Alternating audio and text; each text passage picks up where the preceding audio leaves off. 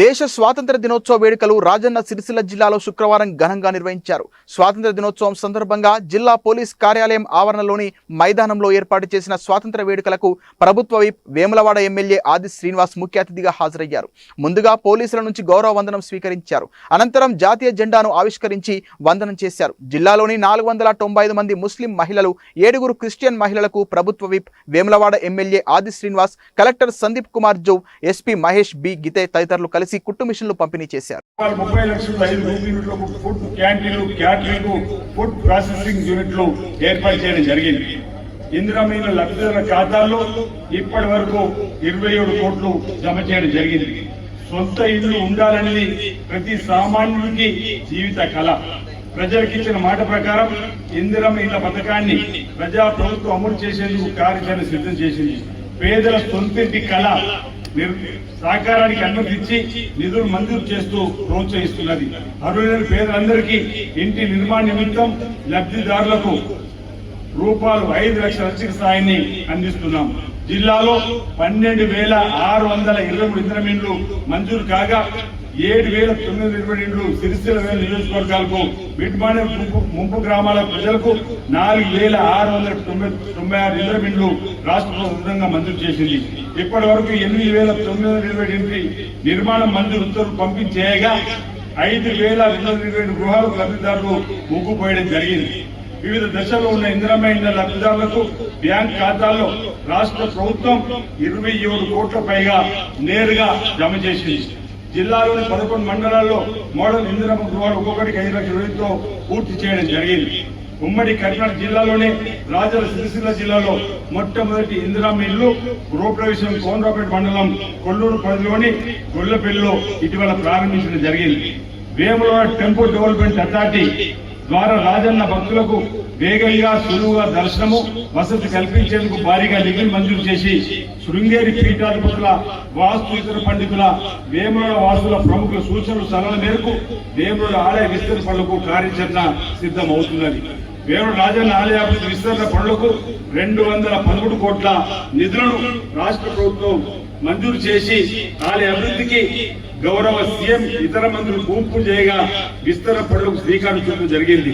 దీనిలో భాగంగా రూపాయలు 35 కోట్ల 20 లక్షల అంచనాలతో అన్నదాన సత్ర నిర్మాణ పనులు ప్రారంభ దశలు ఉన్నాయి.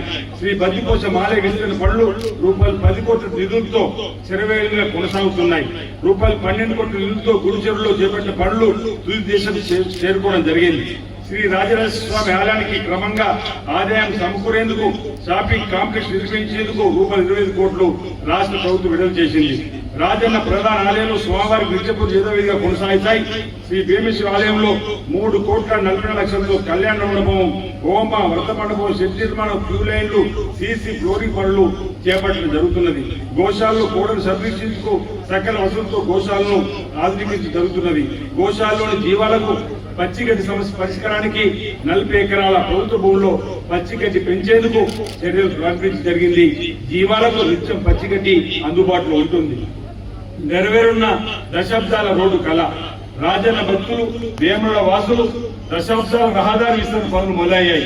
తిప్పాపూర్ బస్టాండ్ నుంచి శ్రీ రాజరాజస్వామి ఆలయం దాకా ప్రధాన రహదారి విస్తరణకు రాష్ట్ర ప్రభుత్వం 47 కోట్ల రూపాయలు మంజూరు చేసింది. రాష్ట్ర ప్రభుత్వ ప్రత్యేక చొరవతో జిల్లా కలెక్టర్ గారి ఆధ్వర్యంలో 80 ఫీట్ల మేర రోడ్డు నిర్మించేందుకు విస్తరణ పనులు ఇటీవల ప్రారంభించడం జరిగింది. వేరే పట్టణ వాసులతో పాటుగా వివిధ ప్రదేశాల నుంచి వచ్చే భక్తులకు ట్రాఫిక్ తిప్పలు తప్పనున్నాయి. మూలవారి బ్రిడ్జి నిర్మాణ పనులను త్వరలోనే మొదలుపెట్టడం జరుగుతూ ఉంది. సిరిసిల్ల వస్త్ర పరిశ్రమకు ఇందిరా మహిళా శక్తి చీరలు. సిరిసిల్లలో నేతలకు చేర్చిన పనితో భరోసా కల్పించేందుకు రాష్ట్ర ప్రభుత్వం అన్ని చర్యలు తీసుకుంటూ ముందుకు వెళ్తా ఉంది. ఇందులో భాగంగా రాష్ట్రంలోని 64,70,000 మందికి పై ఉన్న ఎస్హెచ్జి సభ్యులకు ఏడాదికి 2 ఏకరూప చీరల కోసం 4 కోట్ల 30 లక్షల వస్త్ర ఉత్పత్తి ఆర్డర్ సిరిసిల్ల మగ్గాలకు కేటాయించడం జరిగింది. దీని ద్వారా జిల్లాలోని మరమగ్గాల ఆసాములు, కార్మికులు, అనుబంధ కార్మికులు 8 నుంచి 10 వరకు ఉపాధి దొరుకుతుంది. సమగ్ర శిక్ష వివిధ శాఖలకు 2025-26 సంవత్సరమైన స్కూల్ యూనిఫామ్ వస్త్రం ఆర్డర్ను మర్మకాల మ్యాక్స్ రంగాలకు 1,12,00,000 మీటర్ల కేటాయించడం జరిగింది. టెక్స్టైల్ పార్క్ లోని రాప్యార్ మరమ్మకాలకు 52 లక్షల మీటర్లు ఆర్డర్ ఇవ్వడం జరిగింది.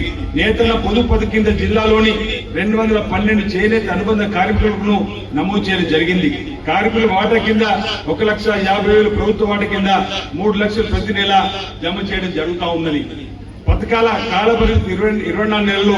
నేతల బీమా కింద 18 నుంచి 59 ఏళ్ల మధ్య వయసు వారు సాధారణ ప్రమాదం స్మరిస్తే ₹5 లక్షల నామినీకి చెల్లించడం జరుగుతుంది.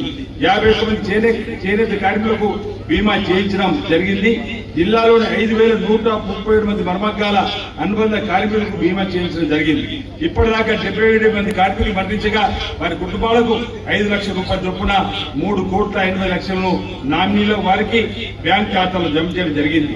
నేతన్న భరోసా కింద జియో ట్యాగింగ్ అయిన మరమ్మకాల నుంచి నిర్ణీత వస్త్ర ఉత్పత్తి ప్రమాణాల ఆధారంగా చేనేత కార్మికులకు ఏడాది కనిష్టంగా ₹18,000, అనుబంధ కార్మికులకు ₹6,000 వేతనం సాయం అందించడం జరుగుతూ ఉంది. జిల్లాలోని 212 మంది కార్మికులకు నమోదు చేయడం జరిగింది. జిల్లాలోని 6 చేనేత సహకార సంఘాలకు క్యాష్ పథకం కింద ప్రతి ఏడాది ₹40 లక్షలు మంజూరు చేయడం జరుగుతుంది. థ్రిఫ్ట్ పథకం కింద జిల్లాలోని 4,963 మంది మర్మకాల అనుబంధ కార్మికులకు నమోదు కావడం జరిగింది.